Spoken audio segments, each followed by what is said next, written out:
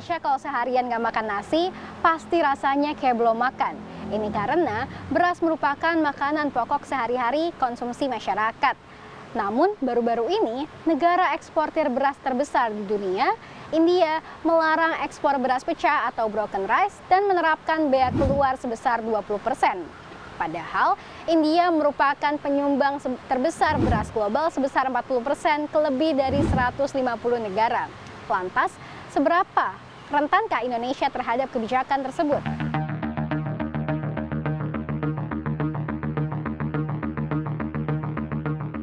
Meskipun Indonesia mendapat penghargaan dari Pusat Penelitian Beras Dunia International Rice Research Institute karena mampu mencapai swasembada beras selama 3 tahun berturut-turut mulai dari 2019 hingga 2021.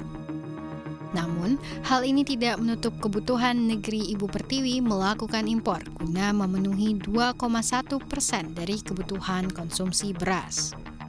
Mengutip data BPS, impor beras menurut negara asal utama dari tahun 2000 sampai 2021, impor beras RI terbesar berasal dari India, dengan porsi lebih dari 215.000 ton di tahun 2021.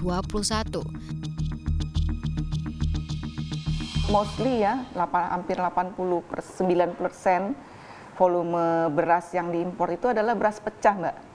Ya, untuk bahan baku industri tepung sebenarnya. Hanya 7,1% saja yang berupa beras ketan ya, beras jenis ketan. Selebihnya kecil ya, nah di bawah 0% itu beras lain, jenis lainnya.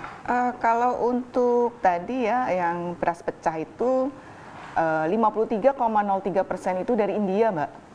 Jadi itu ya 53,03% dari total impor beras ya, dari total impor beras. Jadi dan India, kemudian 19,1% itu dari Pakistan, 12,7% itu dari Thailand, sisanya dari Vietnam, Myanmar, Korea, dan beberapa negara lainnya.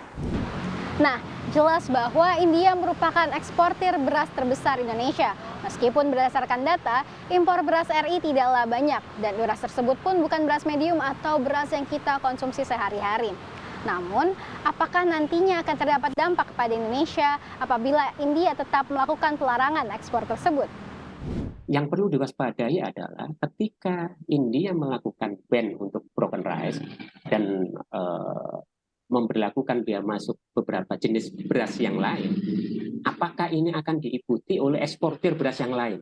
Vietnam misalnya, Thailand, Pakistan. Sampai hari ini ya, belum ada berita tentang itu. Tapi sangat mungkin ya kalau kita mengikuti kebijakan yang restriktif seperti ini, kebijakan yang mementingkan pasokan untuk domestik, untuk menjamin pangan domestik itu kayak penyakit menular. Lantas bagaimana dengan tahun 2022?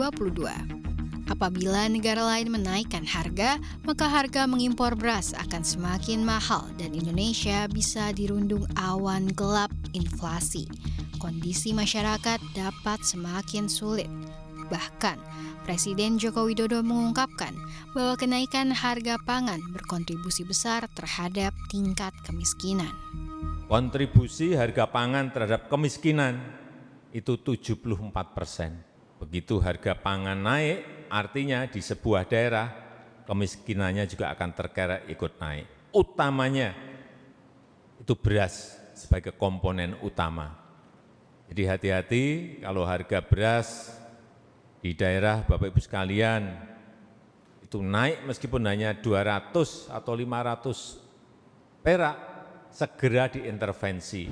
Kalau dikaitkan dengan kebijakan yang protektif tadi, sepertinya kita tidak perlu khawatir ini kebijakan dari India itu akan memantik inflasi yang tinggi di dalam negeri.